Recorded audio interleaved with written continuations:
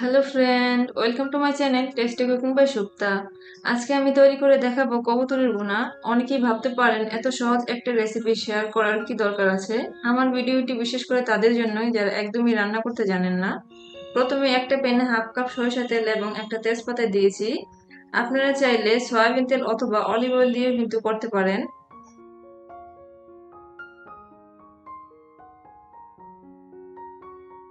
এখন দিয়ে দিচ্ছি হাফ কাপ পেঁয়াজ। তো পেঁয়াজটা নরম হয়ে আসা পর্যন্ত আমি ভেজে নেব।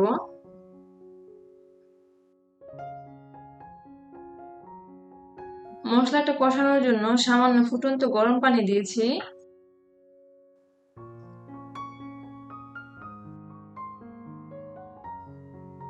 দিয়েছি 2 টেবিল চামচ আদা রসুনের পেস্ট, 1 টেবিল চামচ জিরা বাটা।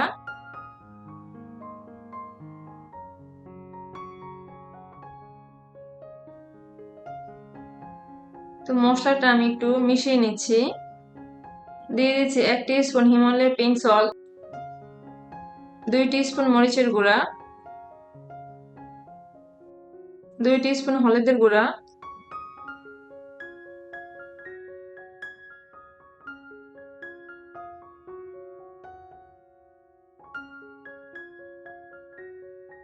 মশলাটা একটু মিশিয়ে নিয়ে দিয়ে দিচ্ছি 1 টিস্পুন ধনিয়ার গুঁড়া এবং সামান্য ফুটন্ত গরম পানি।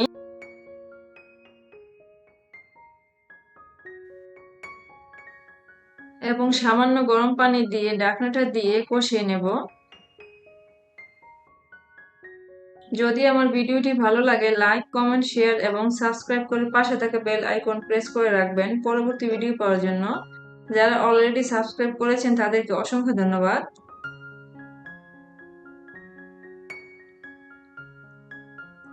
তো এরই মাঝে কিন্তু ঢাকনাটা খুলে মাঝে মাঝে নেড়ে ছেড়ে দিতে হবে।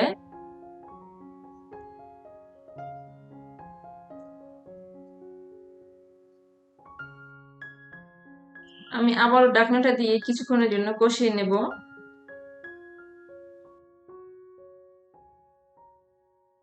তো ঢাকনাটা খুলে নেড়ে ছেড়ে দিয়ে দিচ্ছি 3টা কবুতরের মাংস। এখন মাংসের সাথে মশলাটা ভালো করে মিশিয়ে নেব।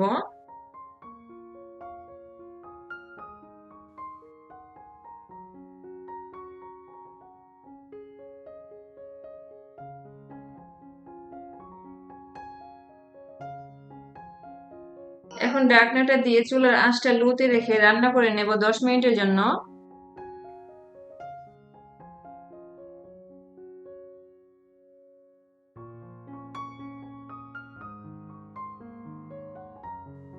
এরই মধ্যে কিন্তু মাঝে মাঝে নেড়ে ছেড়ে দিতে হবে।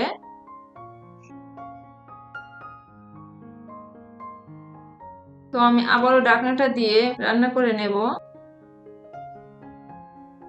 10 মিনিট পর ফিরে এসে দিয়ে দিচ্ছি হাফ কাপ ফুটন্ত গরম পানি এবং হাফ টি স্পুন গরম মশলা। তো মশলাটা আমি মিশিয়ে নিচ্ছি ভালো করে। এখন ঢাকনাটা দিয়ে চুলার আঁচটা মিডিয়ামে রেখে রান্না করে নেব 10 মিনিটের জন্য।